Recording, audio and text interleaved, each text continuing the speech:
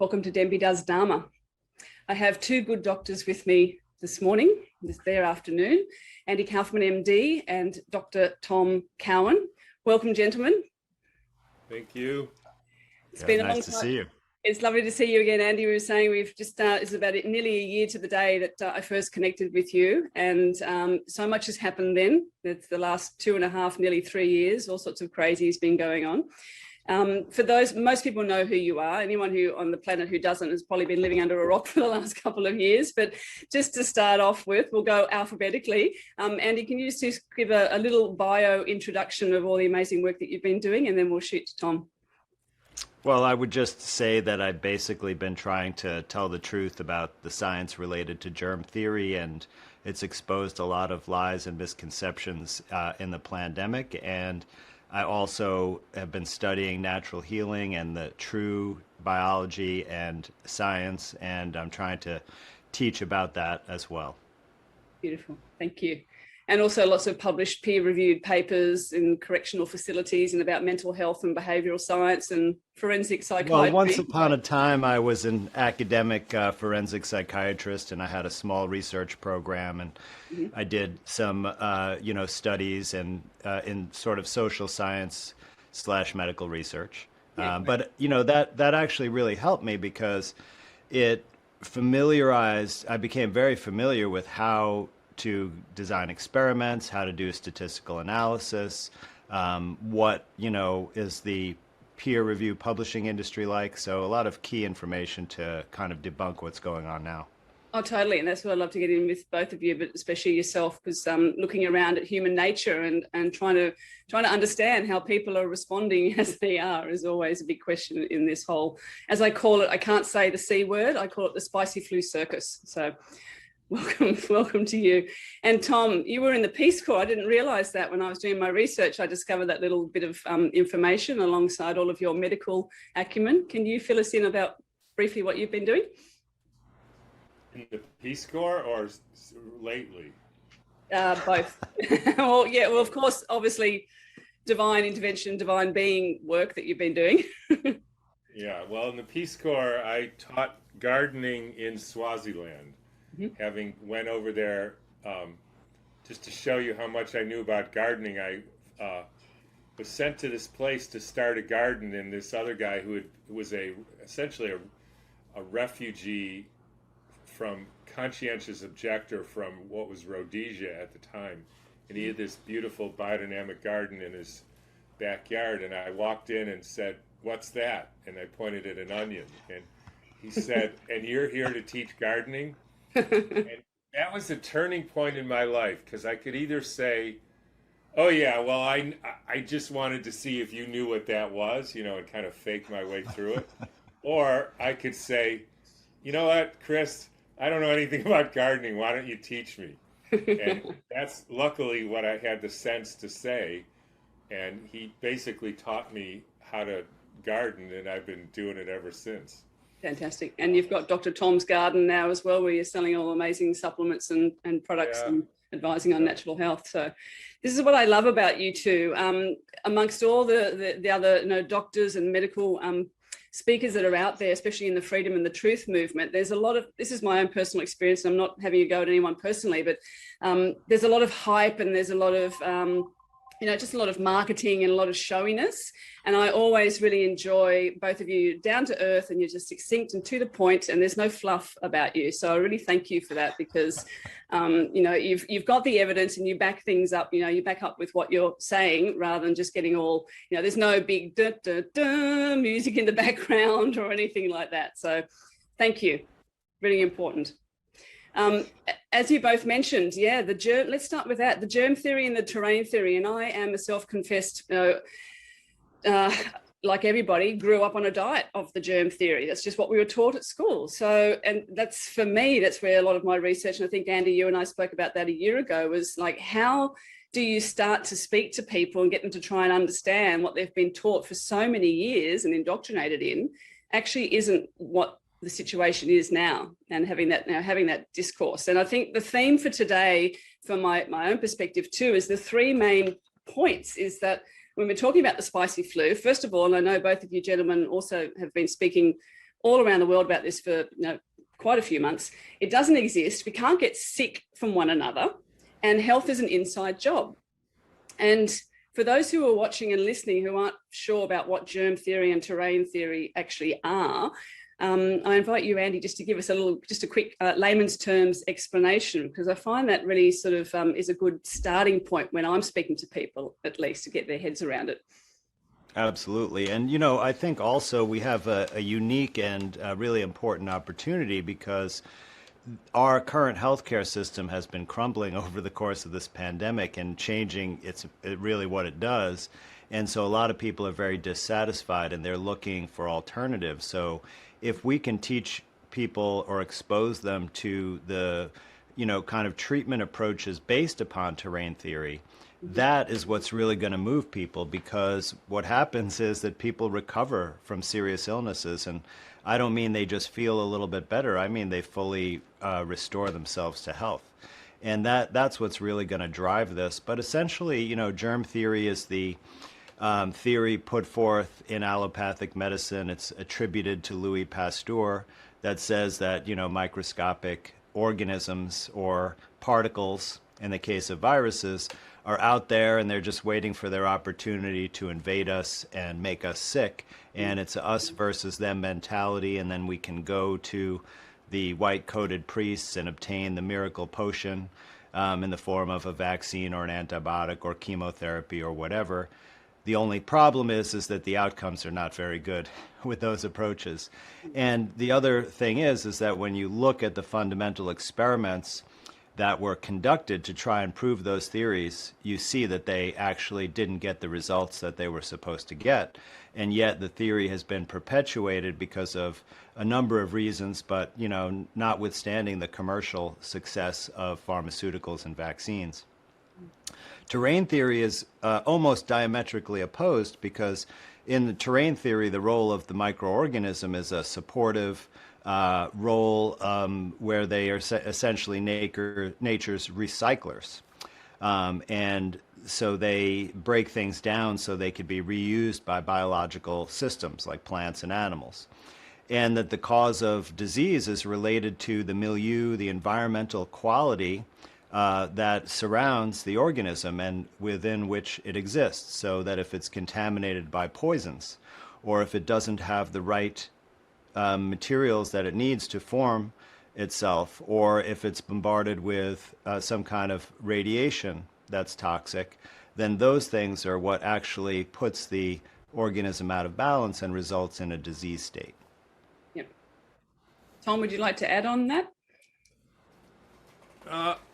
Only that I would say science and therefore medicine for the last maybe 50 years, particularly the last 20 even more so, has become the art, and I use that word with purpose, art, of convincing people of things that if they either understood what you were talking about or applied that in a real world situation, they would never believe.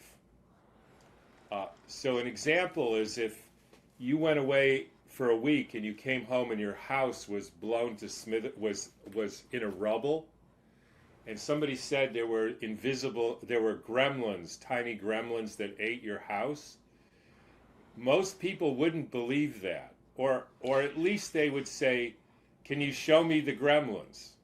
Well, no. How big are they? They're about as big as mosquitoes. Well, why can't you show them to me? Because you can find mosquitoes. No, we can't show them to you. But we can show you that there's gremlin scat, feces, in the rubble, which, by the way, looks the same as fly and mosquito and ant feces. So my point is, if you heard that, and anybody listening, they would say, I don't believe that you've actually found the real reason why. So maybe somebody blew my house up or something. You wouldn't believe that if you understood, and yet that's pretty much exactly viruses. Nobody ever found them at the site of the disease. They use pieces of the alleged virus to supposedly prove that the virus was there. Never mind that the pieces look exactly the same as other pieces. They don't tell you that. And you wouldn't believe it. And the reason people believe it is because they don't understand what they're being told. And that's it. If they understood it in real world terms. Or another one. So this guy says to us, well, there's not enough virus to see in the fluid of a sick person. You know, I didn't ask him at the time, but if you said, how much virus is there? Like, put it in, like, is it big as a baseball? Or a thimble? Or a pinhead? I think they would say, if you can't see it in an electron microscope after you spin it, I don't know if Andy would weigh in on this, it's probably a thousandth of a pinhead or less. Now, if the theory is that thousandths of a pinhead explodes your lungs, right? I mean, you can take a baseball-sized piece out of your lungs and nothing happens to you except you have a bad day, you know. But you can recover from that. You know, but if they do this in surgery, so like Tom said, telling the truth here. Yeah, they take a thimble-sized piece, but there's nowhere near a thimble-sized piece of amount of viruses, right? Because if there was, you could spin them and see it. Yeah. So if you understood that, just think of it in real-world terms, like how much is there? Exactly. It's a millionth of a pinhead. Like, how is that going to do anything to you? Yeah. But people don't think like that. They're I don't know.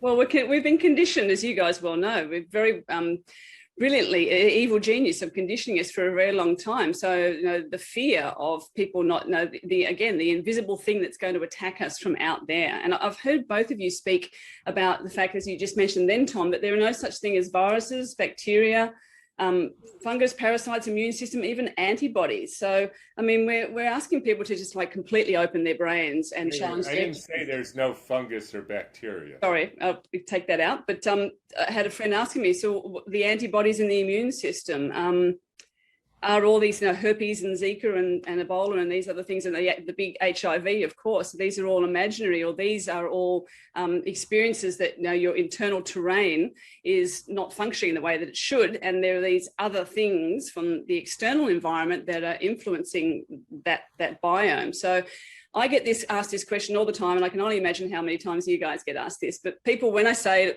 I can't say the C word, I don't even want to entertain that anymore. With all the people that I've spoken to in the research, it doesn't feel right in my soul to even give the energy of the spellcraft to that word and the whole story around it.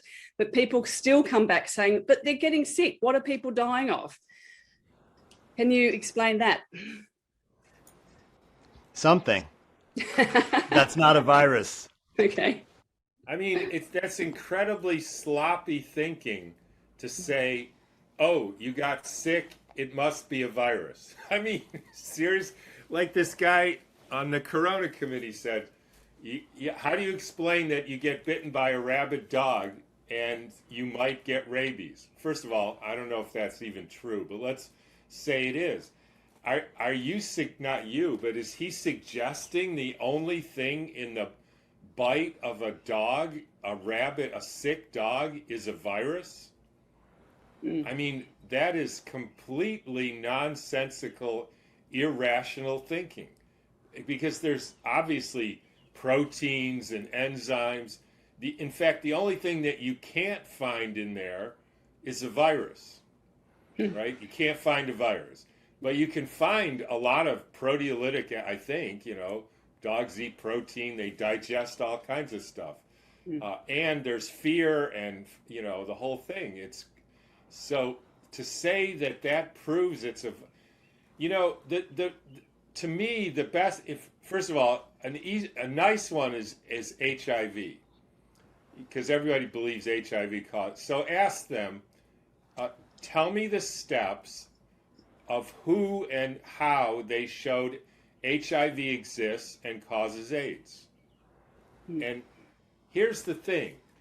We live in a culture of believers. they believe all kinds of things. They don't know anything. Like, they don't know the steps. I know the steps, but they don't know the steps, so they're forced to just believe it. Mm. And that's a problem, because if you don't know anything, you know, you can be manipulated and fooled, where you just believe, and then you believe whoever you seem to like or trust or something. I mean, that's not a rational way to live one's life. No, I agree, definitely. And that's how these patterns of just blind obedience and cognitive dissonance just continue, don't they, from down through the family tree for generations quite often.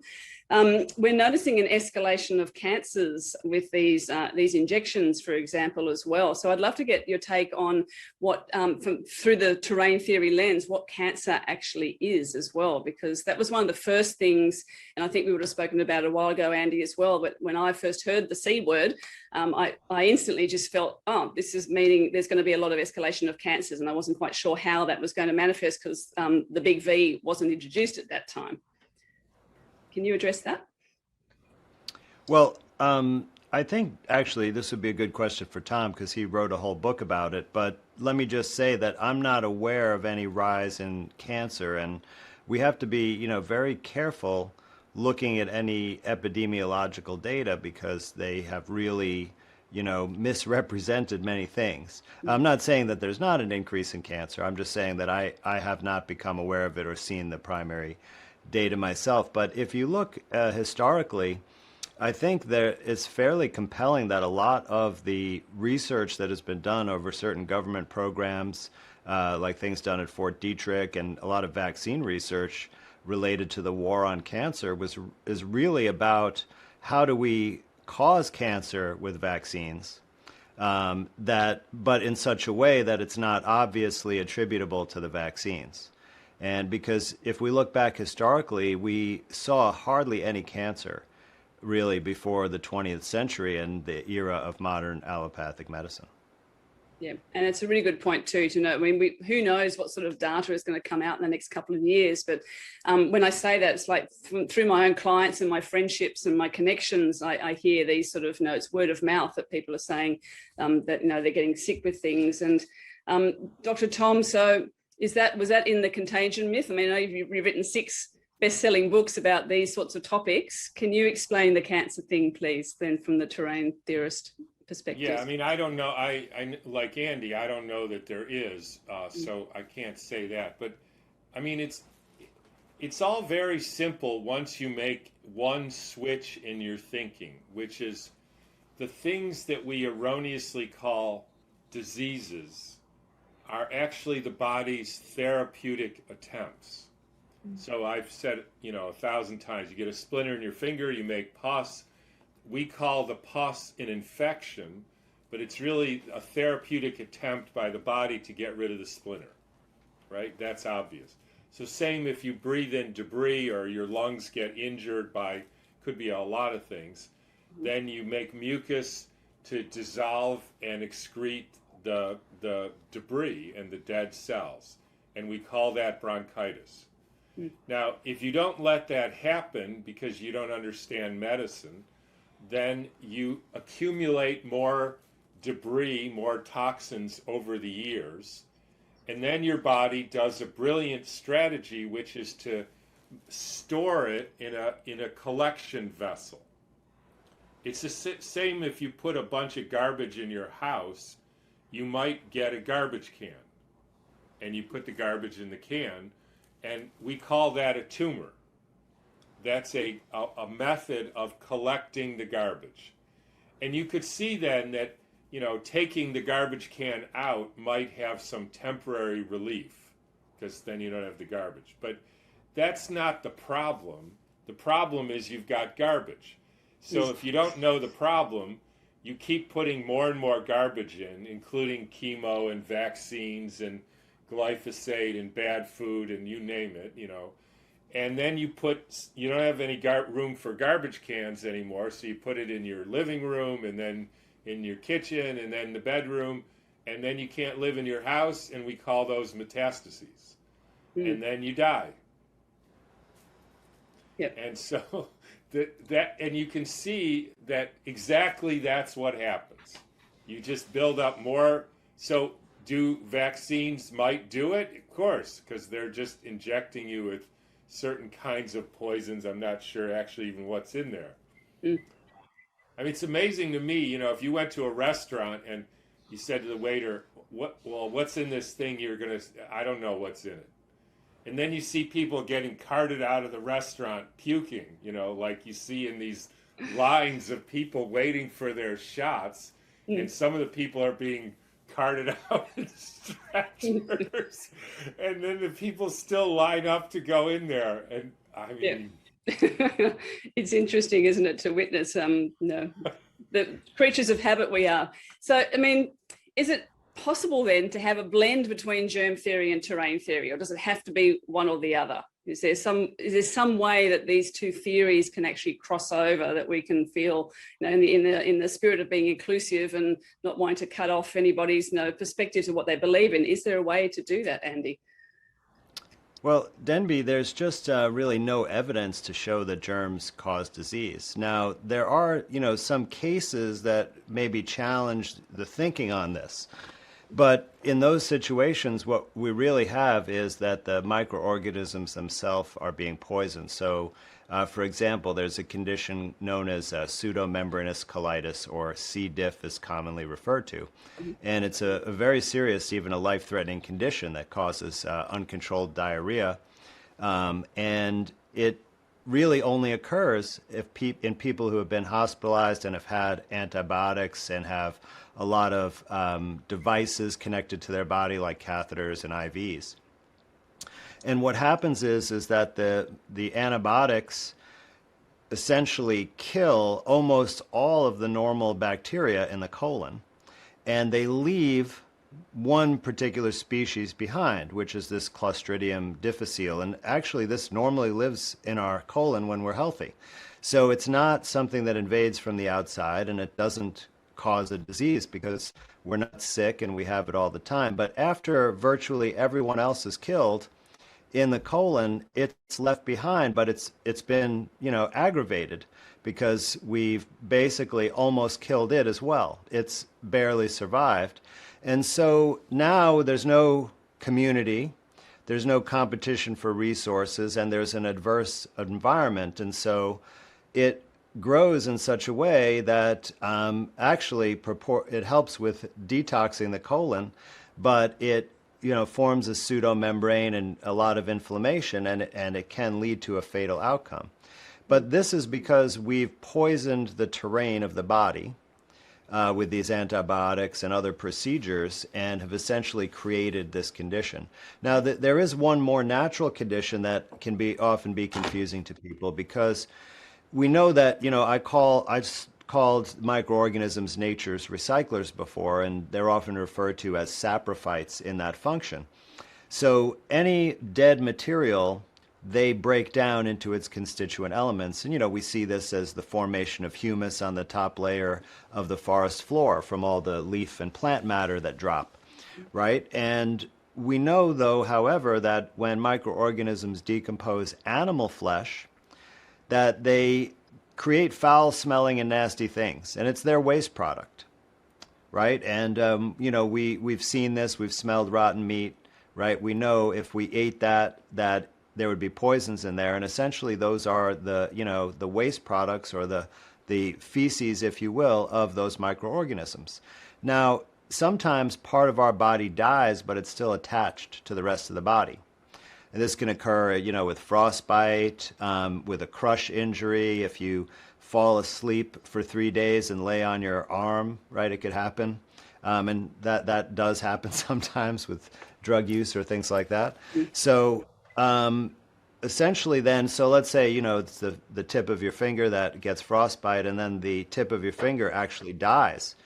Now, the microorganisms actually emerge out of the dead cells from somatids, which is a separate discussion but related to pleomorphism. But since there's no blood flow to that dead area anymore, they form into anaerobic bacteria that can eat the dead flesh without oxygen. in the environment. And those bacteria, their waste product is actually a endotoxin that is poison to our system. And it actually makes the blood vessels just dilate and causes a shock, septic shock.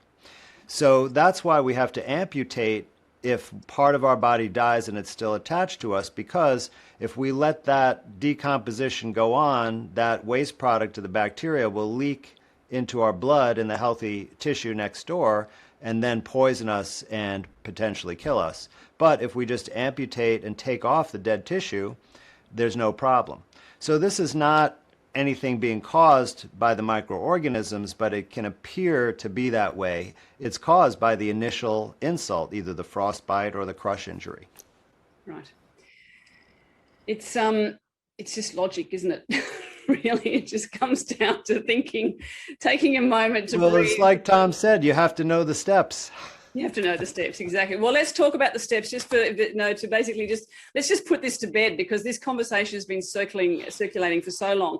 What is shedding? What are variants? And is this snake venom poisoning as well? Who wants to tackle those three, or ping pong between the two of you? Because I get asked that question constantly about the shedding thing. I understand this personally as well, but a lot of people still have difficulty getting their heads around the fact that it can't be bioresonance, it can't be environmental pollution. Let me explain shedding, because if you apply for FDA approval of a gene therapy, right, which is what these vaccines really are, they're the same product, same company developed them, Moderna. There's a special test you have to do for shedding, because what you're saying is, through this technology, I'm gonna make, patient Susie here, make her body produce a foreign substance that's not natural for humans, right? And maybe it's a chemotherapy drug or something toxic that's made to treat cancer. But whatever it is, it's potentially hazardous. Now, since they're making it in their body, it could come out in their body fluids. And if it comes out in their body fluids, they could transfer it to a loved one, like through nursing with breast milk, or through sexual intercourse or kissing, or those types of contacts. So they're required to test the body fluids to see if the foreign gene product is present. Now, since they redefined these products as vaccines, they were able to bypass that step. So it's not known if any of the alleged spike protein is in any body fluids. In fact, we don't even know if the people who receive the shots actually make spike protein at all. There's no real direct, reliable data on that, which is quite astonishing, since that's the way it's supposed to work. So theoretically, there could be spike protein made in a recipient, and it could theoretically be in a body fluid and perhaps spread to another person. However, we haven't observed this happening. There hasn't been, one person who died from myocarditis or blood clots, or who developed Bell's palsy or a seizure disorder, that didn't get injected themselves. And that's, so if there's something happening on a more subtle level, like I was around some people who were injected and I felt really bad, most likely I would say that that's what you call a nocebo reaction. And a nocebo reaction is related to a placebo response, and it can be very, very powerful. Our minds and our consciousness actually has enormous influence over our physical bodily functions, and we take this for granted. And the pharmaceutical industry takes advantage of this in their marketing. But a nocebo effect is when you think you're exposed to something potentially harmful, even though you're not, but you experience the harmful effects. So there was a group of people, for example, with cancer, and they were told they were going to be given chemotherapy, but they were actually just given salt water. And not only did they have nausea and vomiting, but some of them actually lost their hair. So that's how powerful this effect could be. And I think, people who are having some of these experiences, that's what they're most likely describing. Right. Thank you for making that clear, Andy, because there are so many different, and I've had all these conversations with myself, and I've supported some theories and then discovered that possibly that's not. You've got to keep opening up your brain and keep questioning yourself and what you hear as well. It's a really good point to reiterate as well. And Tom, I know I've heard you made a wonderful, I'll just find this because it just made me laugh when you said it. It was when one of your videos recently that you were talking about the snake venom in regards to Dr. Judy Microbetz's statements about that and the suramin. And you said that this whole opportunity is a great opportunity basically to put the bogus belief that viruses are dangerous behind us.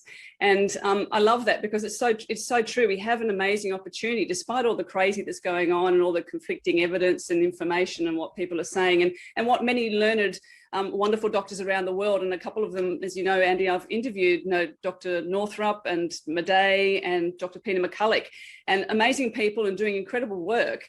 And yet for me personally, the foundation is they all still support the germ theory, that energy and that belief system. So, Tom, can you go a little bit deeper into, as a lot of us have said in the past too, anyone who gets these injections, the blanket response is like, oh, they're all going to die, because that's not the case. There are obviously going to be placebos in there. There may be a possibility of detoxifying from these injections.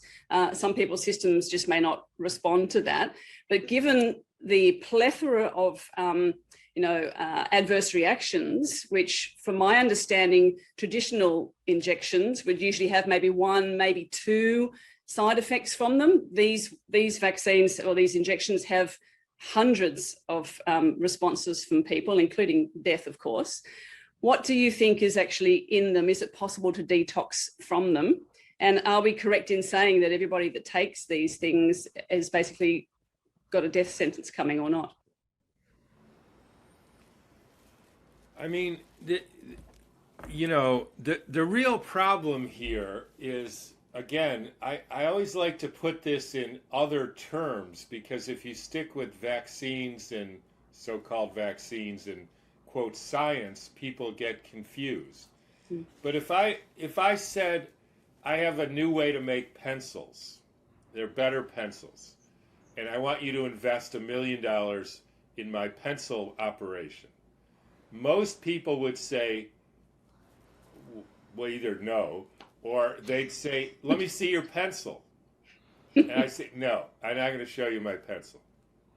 Well, how do you expect me to invest? How do you make the pencils? I'm not telling you. I mean, if you heard that, you would think this is nuts. So here we're told, there's the analogy. There's this vaccine, so-called, that has this mRNA, and it makes you make spike protein, right? Like pencils. All right, let's see the level of spike protein in 1,000 people. I don't know about you, Andy. I haven't seen that study. I mean, why not? Just show me that it works, right? I mean, well, you can buy an off-the-shelf Western blot kit for the spike protein, so you could essentially do it in your kitchen. Yeah. Right. Well, I haven't done it, so. Hang on a minute. Trust me, it's not complicated. Reverse that, Andy. What do you mean by that? Please explain that one. Well, if you go to, like a lab supply online store where you would get, various kinds of test kits and reagents, you can actually get a test for the spike protein from SARS-CoV-2. Right, so there should be 1,000 studies showing the level. It's not technically difficult, that's the point. And you would think there would be 1,000 studies. Here's, if we do it like this, then we get this much spike protein. If we change the lipid nano envelope, whatever, then we get it like this. If we put some molybdenum in it, doesn't work. All this stuff. But we don't see any of that.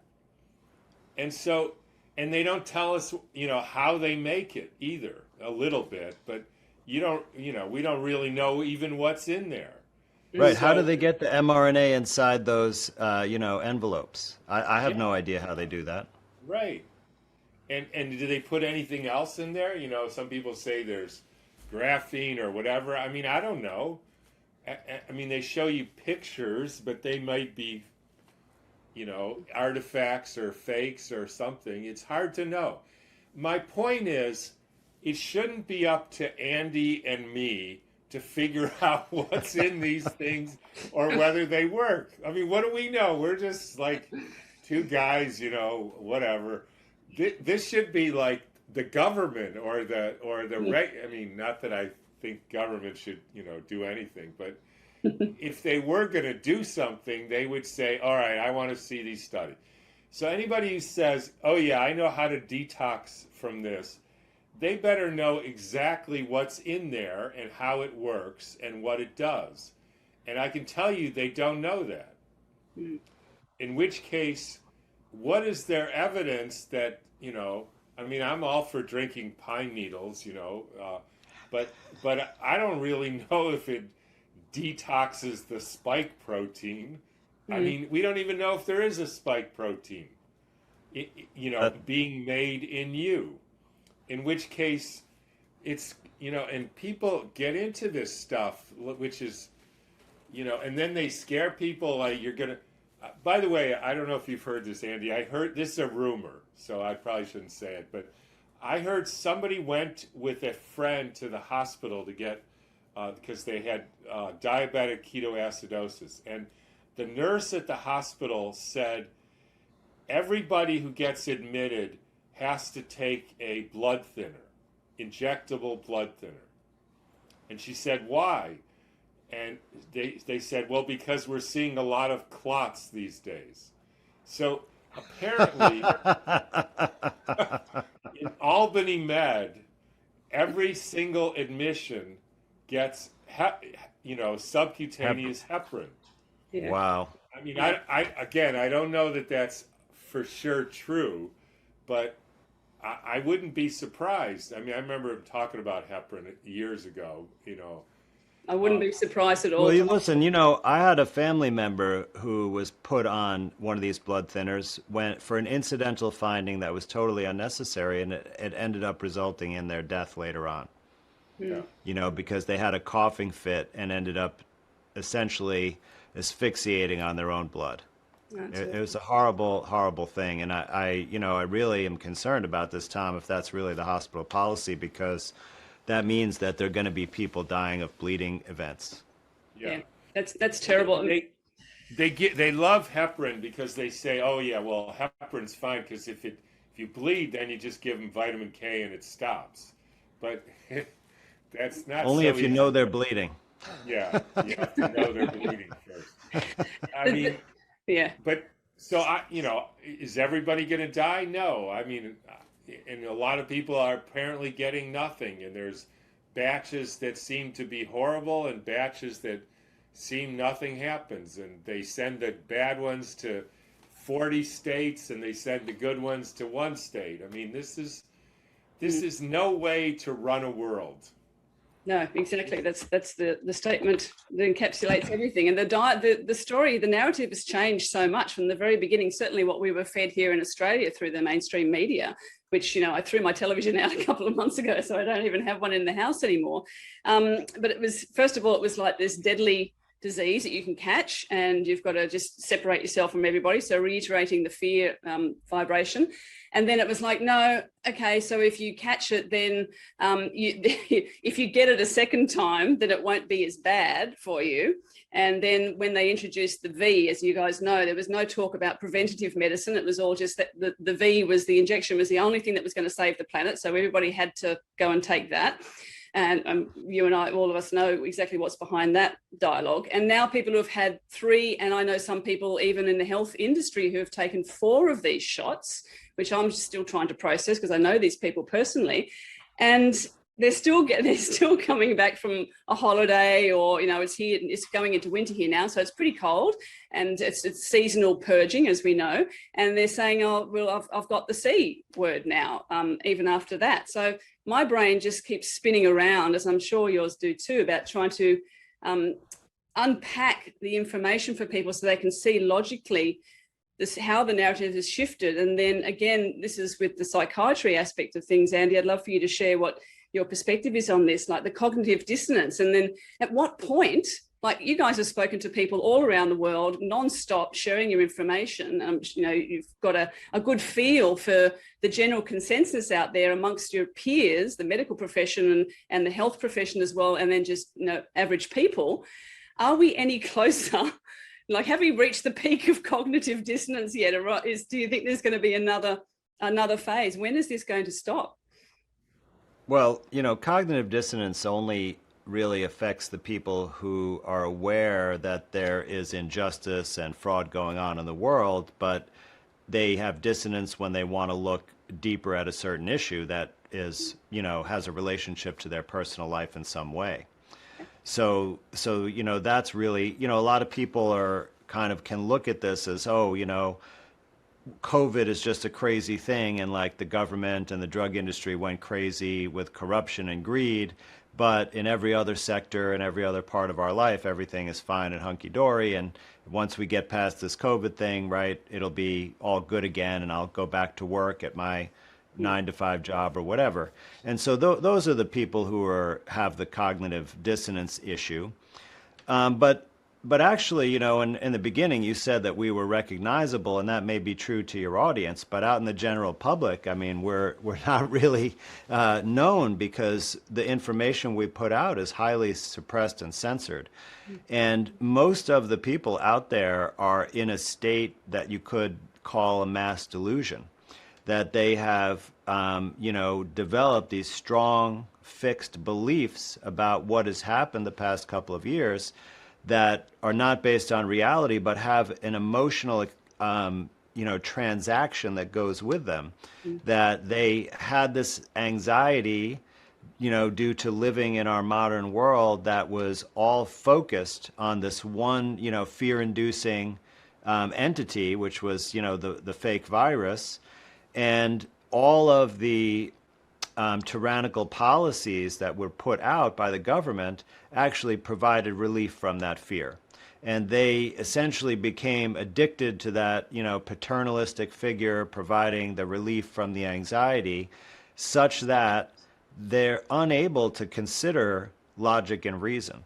So if you try to, speak with someone about a basic, inconsistency in what's going on in the world, they're not going to be able to listen to it, right? And then furthermore, this is, about the mass psychology, which was really, developed out of a lot of Freud's work, but put into the public relations sector by Edward Bernays. And so this is, the way that people are used to acting, like they're part of this big group of, the COVID soldiers or COVID warriors or whatever you want, they might call themselves, and they have a uniform, right, which is their mask, and they wear this with pride, right? I mean, you see people wearing it in situations that don't make any logical sense at all, right? Like I was out really early in the morning the other day at 6 a.m. There was no one on the street, no cars, no pedestrians. This one guy was probably going to school or work, having an early schedule on a motorized scooter and was wearing a mask. Or you see people driving alone in their vehicle, right? And they're wearing a mask. Now, it couldn't possibly be helpful in that situation. But yet there's a compelling reason that they want to have their uniform on. They want to portray it to the world and show that they are part of that group. And this is, in fact, very, very dangerous, because if you look at other societies that have become, communist or fascist under a totalitarian control of some kind, you see that the people taking on this kind of mass delusion and identity, and then they will actually perpetrate violence against those marginalized people in the society who don't buy into that, right? And I'm sure Tom has also faced this personally. Like, I've had incidents with people, really yelling at me just because I'm in the grocery store showing, breathing naturally, or someone almost ran me over with their truck in the parking lot and flipped me the middle finger and screeched the tires. Wow. So it's like that could easily escalate. And I'm glad that it hasn't. But this is the kind of psychological processes that are influencing most people out there. Yeah, and that scene in Terrain, the film of yours, which I highly recommend people watching, it was fantastic. Was I could certainly relate to that, because I've had moments not as intense as yours was with the police there, but as you say, going to the shop and just speaking your truth and trying to get them to explain to you what the law is around saying that you have to wear this mask and you're not allowed to go into a shop, and etc.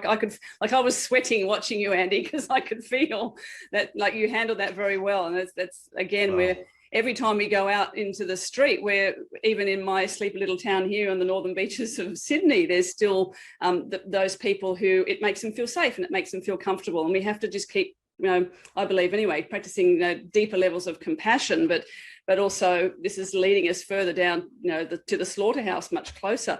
My question to you, Tom, is, as the anti-vax community is the truth of the freedom community, we have just been looped back into the dialogue without realizing that there is still a virus out there when we give energy to these latest claims, haven't we?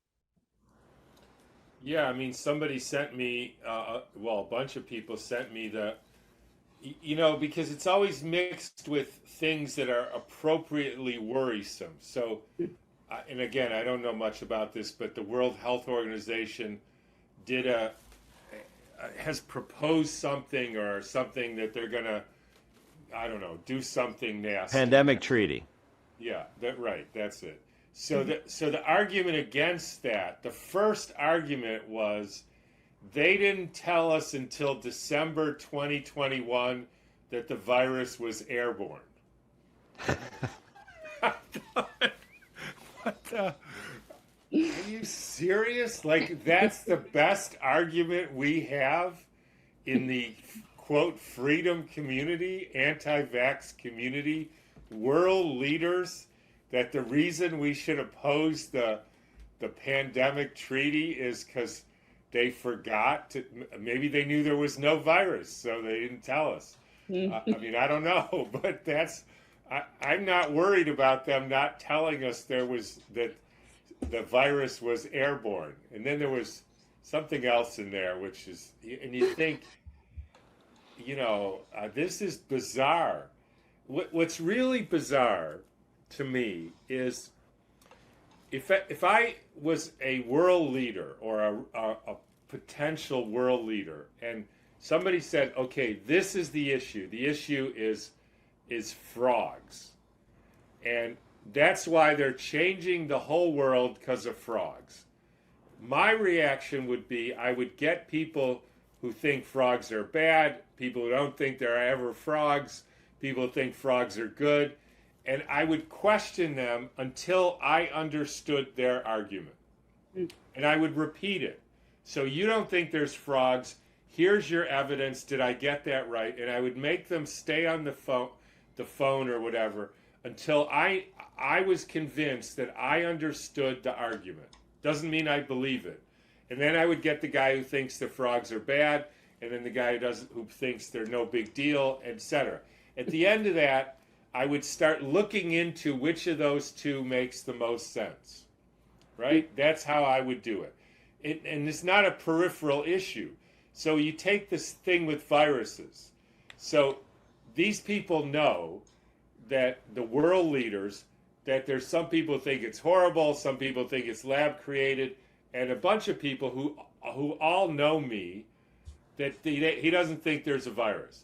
I would call me up and say, tell me your argument, and then I would repeat it until I knew that he knew or she knew. You know how many have done that? Zero. Yeah. Instead, if they ever hear me, inadvertently typically, or because they have no choice, the first thing they say is, well, what about rabies? You mean, so you didn't hear what I said? You have to argue some ridiculous, comment. You don't do that when somebody says, oh, it's a lab created World Health Organization. You don't say, oh, well, you don't do that with them. So it's really, it makes me really lose confidence in the leadership. It's just, I don't know what it is. Either they're not interested or something. I don't know what's going on, but that is not the way, and this is not a peripheral issue. You know, we hear about, well, we're never going to win a court case. First of all, who care, you know, not who cares, but like, that's not what we're talking about. If the whole world is being locked down because of virus, if I'm the lawyer, I know what everybody thinks about viruses.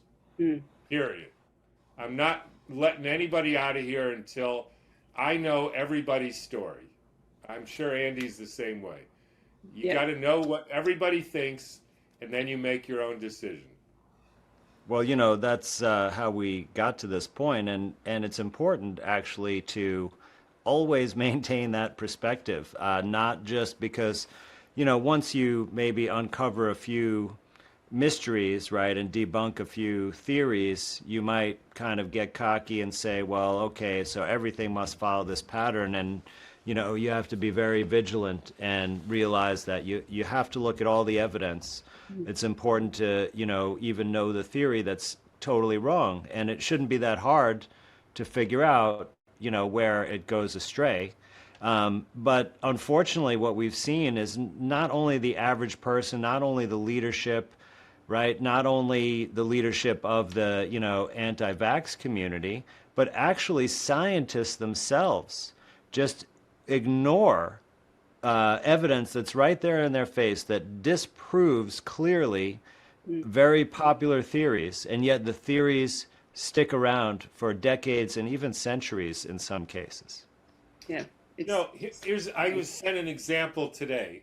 Guy said this business of they don't do controls with the cell cultures. He said, of course they do. They do mock experiments, and they expose the cell culture to everything in there except the virus.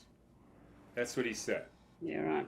And you read that and you think, so that must mean they took the original sample, purified out the virus, and then exposed the culture to everything else, right? That's what the English language version of that means.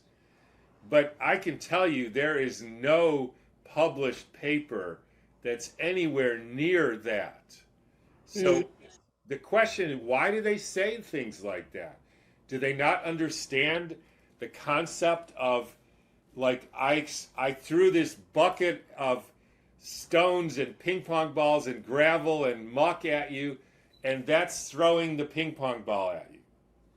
Like, that's not how we talk. And if you want to see if it's the ping pong ball, you take out the ping pong ball. And they didn't do that. And why they would say that is, it's actually beyond belief. Yeah.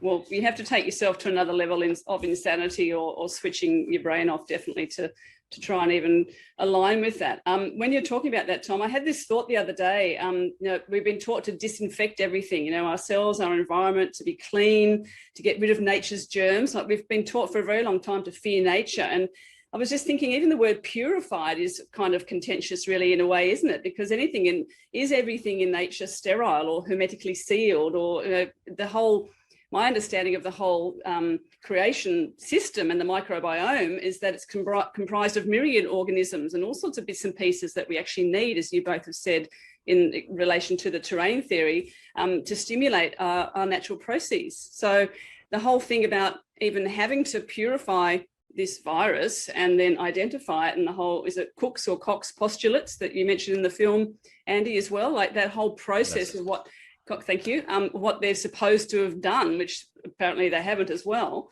That's just a layer of self-inquiry too. I mean, to finish up, guys, because we're almost on the hour and I know you're both super busy, how do we take the power back from Big Pharma and the medical profession, which seems to have captured this whole illusion of evidence-based medicine? What's the answer in your opinion, Andy? Well, simply cancel your health insurance and learn how to take care of your own health. I'm actually trying to retrain doctors in natural healing principles so that they can educate people individually and work with individuals in a consultation model. Yep. And I'm also developing lots of other platforms, including things, to directly educate everyone out there. I have a alchemical detox course, for example, that is going to be launched in September.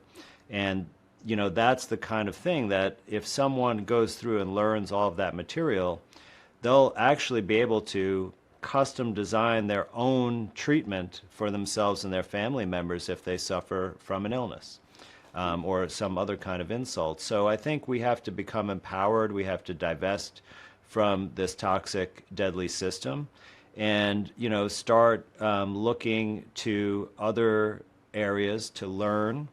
I think there are a number of people headed this way, with, I believe, the right intentions. And we're all starting to, cooperate and collaborate. And this is, how we spontaneously, in a decentralized manner, transform our health system into one that can actually really work towards revitalizing our actual health, and not by bankrupting us or by creating or supporting greed and wealth, but one that's mutually beneficial and attainable for everyone. Beautifully said. So your key point to help people stay sane and remain compassionate whilst in the middle, whilst being the eye of the storm, what would your main suggestions be for people?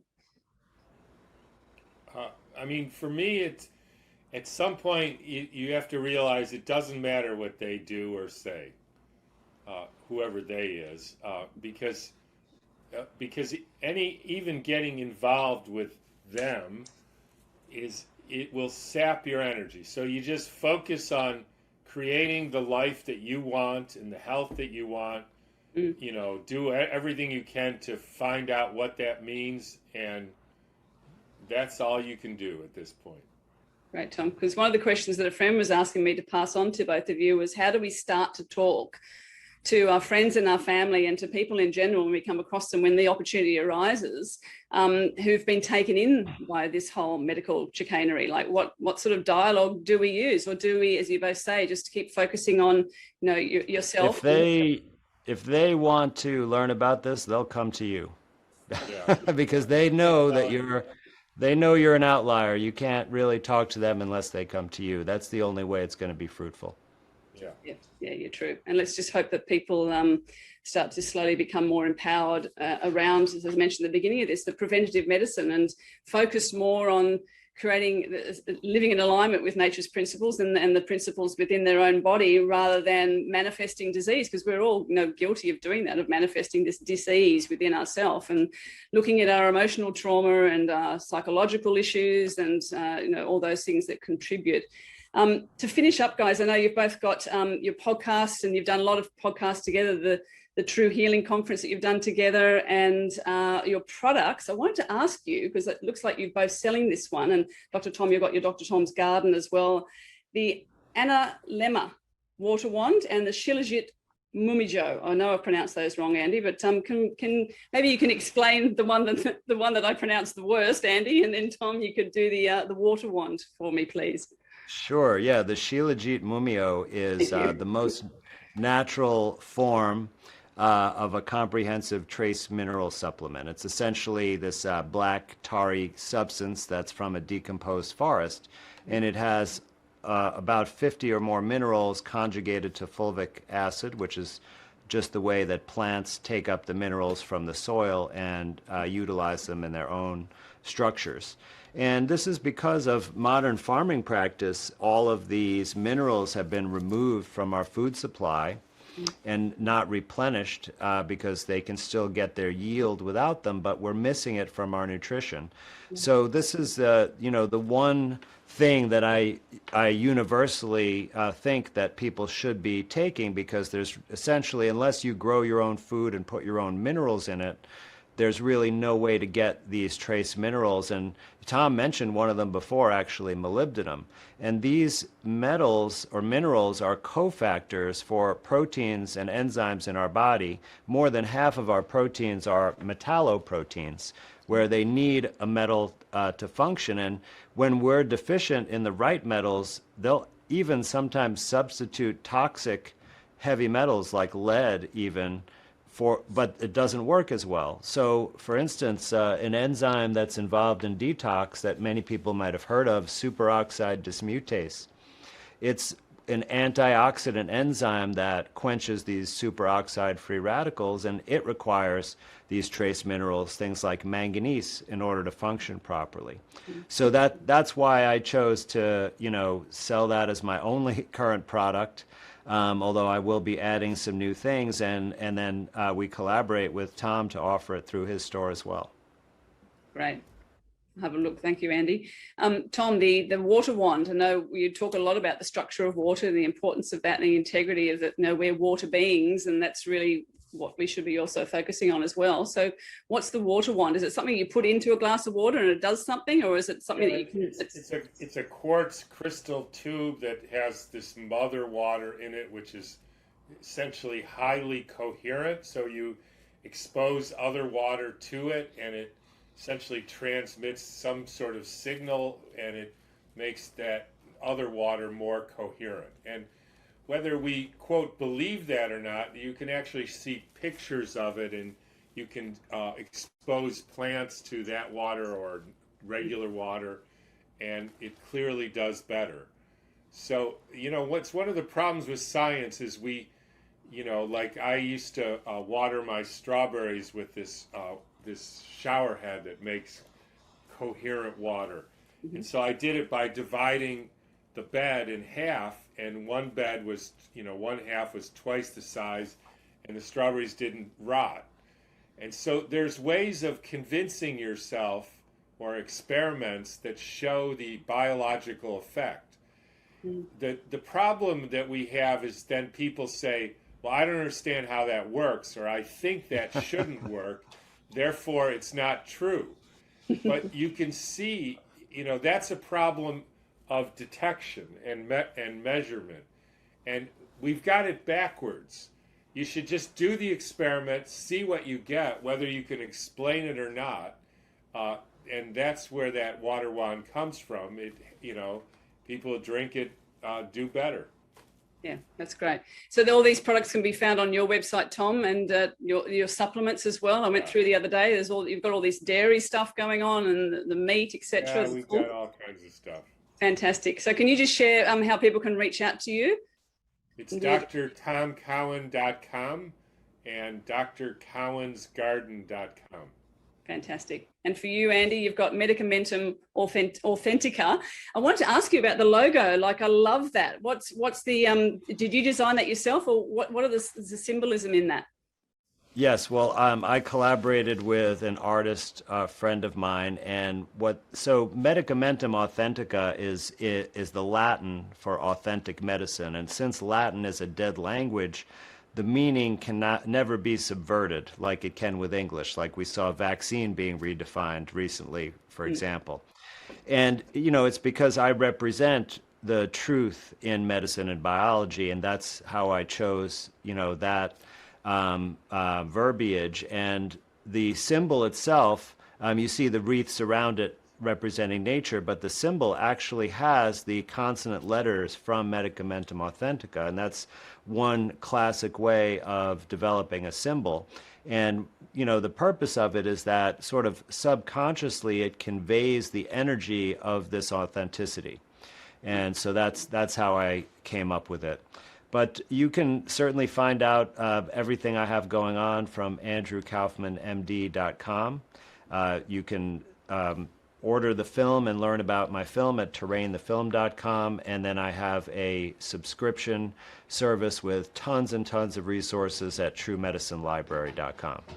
Fantastic, gentlemen. Thank you so much. I can't wait for the docu-series that you do, that you collaborate together. It's been an absolute pleasure and privilege to talk to both of you. And I know it's not your responsibility to save the world, but thank goodness that both of you are speaking out and doing all the amazing work that you're doing. So thank you again so much, and blessings to both of you and your families.